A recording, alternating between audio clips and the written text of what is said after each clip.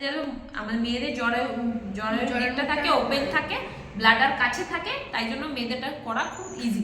কিন্তু ছেলেদের ক্ষেত্রে কি হয়, ব্লাডারটা অনেক ভেতরে থাকে এবং তাদের টয়লেটের মুখটা থাকে বড় লম্বা, টয়লেটের যে পাইপটা থাকে, যে পেচ্ছাপটা যে একদম ব্লাডার থেকে একদম টয়লেটে দিয়ে আসছে, যে জায়গাটা অনেকটা বড় থাকে। এবার কোনো কারণে ধরো তার বাথরুমে এই যে নলটার ভিতরে কোনো সিস্ট আছে কিনা, কোনো ফোড়া আছে কিনা, কোনো ঘা আছে কিনা, আমি তো বাইরে থেকে কিছুই দেখতে পাচ্ছি না। আমি ক্যাথেটার করবো তো উপর দিয়ে, তার আগে ক্যাথেটার করার আগে তো কোনো এক্সরে হচ্ছে না, কোনো সিটি স্ক্যান হচ্ছে না, ইউএসজি হচ্ছে না, ভেতরে কোনো সিস্ট আছে কিনা দেখতে পাচ্ছি না, তাহলে আমাকে আন্দাজে করতে হচ্ছে। তা কোনো কারণে ক্যাথেটার করার সময় যদি কোনো সিস্টে ধাক্কা খায়, ধরো ভেতরে ঢোকাচ্ছি, তো ভেতরে একটা সিস্ট হতে পারে, ফোড়া হতে পারে, কোনো ফিস্টুলা হতে পারে, তো সেখানে যে যখন পাইপটাকে ধাক্কা মারবে তখন ওখান থেকে ব্লাড বেরিয়ে আসতে পারে, ব্লিডিং হতে পারে। তো ছেলে পেশেন্টদের এমনও হতে পারে সেই ব্লিডিং বন্ধ করা যায় না, ওই ব্লিডিং হয়েই মারা যেতে পারে, ওই ব্লিডিং থেকেই পেশেন্ট মারা যেতে পারে। সেটা ছেলেদের ক্ষেত্রে বেশি হয়, তাই জন্যই বললাম ছেলেদের ক্যাথেটারটা একটু টাফ। তাই বলে কেউ করবো না, করতে করতে এক্সপিরিয়েন্স তৈরি হয়।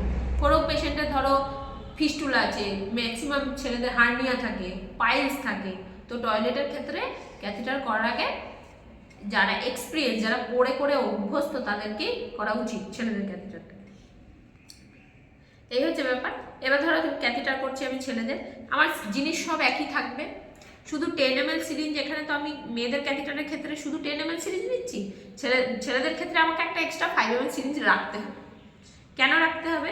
যখন আমি পেশেন্টের টয়লেট মানে ক্যাথেটার করছি, প্রথমে তো বেটাডিন দিয়ে গজ দিয়ে মুছে নিলাম, মুখটা মুছে নিলাম ভালো করে মুখটা মুছে নিলাম। মোছার পরে এবার কি করছি, 5 ml সিরিঞ্জ দিয়ে যে জাইলোকেন জেলটা এবার বেশি লাগবে। যেখানে আমার ক্যাথেটার করতে মেয়েদের ক্ষেত্রে অল্প একটুতেই হয়ে গেছে, এখানে একটু বেশি লাগবে। কেন বেশি লাগবে?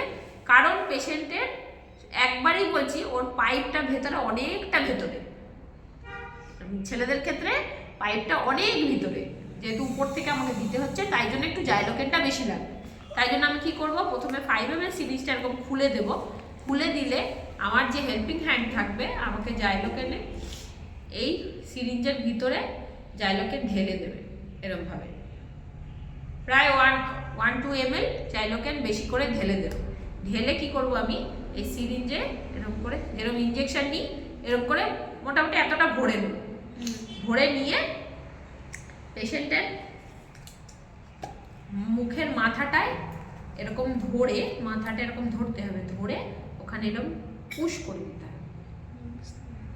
পুশ করে দিলে কি হবে, এই যে জাইলোকেনটা ভেতরের অনেকটা ভেতরে ঢুকে যাবে।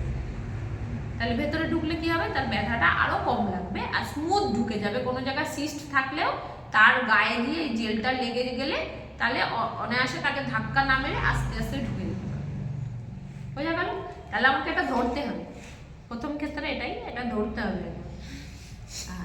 এটাই কনফিউশন থাকে বাবা, ছেলেদের ক্ষেত্রেও কি করে করবো। হ্যাঁ, ধরতে হবে, লজ্জার কিছু না। যখন পেশেন্টের কাজ করতে যাবে থাকে না, ওই সময় এই ফিলিংস থাকে না, মরার অবস্থায় থাকবে, তখন তোমার ওই কোনো ফিলিংসই থাকবে না, তখন মনে হবে বাবা আমি পেশেন্টকে বাঁচাবো, তারপর অন্য কাজ। আমাদের ক্ষেত্রে এখন এমন হয়ে গেছে, আমার বোন জিজ্ঞেস করে মাঝে মাঝে, ছেলেদের ক্যাথেটার করতে হয়? না ছেলেদের ক্যাথেটার তো টেকনিশিয়ান আছে করে, কিন্তু আমাদের করতে হয়। তাদেরকে যদি আমি বলি হ্যাঁ ছেলেদের ওইটা ধরে আমাকে করতে হয়, তাহলে তাকে অনেক ভাবনা চিন্তা, অনেক কিছু পৃথিবীর অন্য দুনিয়ায় চলে যাবে, অথচ কিছুই না, কিন্তু সে অন্য দুনিয়ায় চলে যাবে। তাকে আমাকে অত বোঝানোর দরকার নেই। আমার কাছে আমার টেকনিশিয়ান আছে, ছেলেরা আছে, ওরা করে। আমাকে জিজ্ঞেস করে মাঝে ছেলেরা আছে করে তো, কিন্তু আমার বাড়ি গিয়েও করে আসি। মেল পেশেন্টের ক্যাথেটার করবে, মেল পেশেন্টের ক্যাথেটার আর ফিমেলের করে এসেছি, কিছু করার নেই। তুমি সব যদি তুমি বলতে যাও, তোমার চাকরি জীবন হবে। এবার কি হলো, মুখে জেল দিয়ে দিলাম। জেল দেওয়ার পর এটা তো লজ্জার কিছু না, তুমি তো একটা কাজ করছো,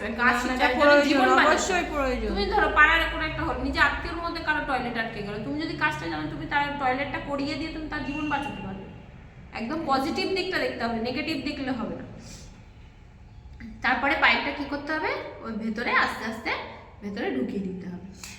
ছেলেদের ক্ষেত্রে তো প্রচুর সরু থাকবে, ওটা যাবে। আমি এই যে এক্ষুনি কি বললাম, ওই জন্য আগে কি করলাম, 5 ml মাথায় জেলটা পুশ করে দিলে ওটা খেলে যাবে একটুখানি, তাহলে ওটা কি হলো, স্লিপারি হয়ে গেল। তারপর অনায়াসে হয়ে যাবে, ওটা ঢুকে যাবে। তোমার মনে হচ্ছে খুব শক্কু, বল তো শক্কু না, বাড়ি গিয়ে দেখবে বলে। না ম্যাম, ঠিক আছে? না ঠিকই বলেছে। এখনো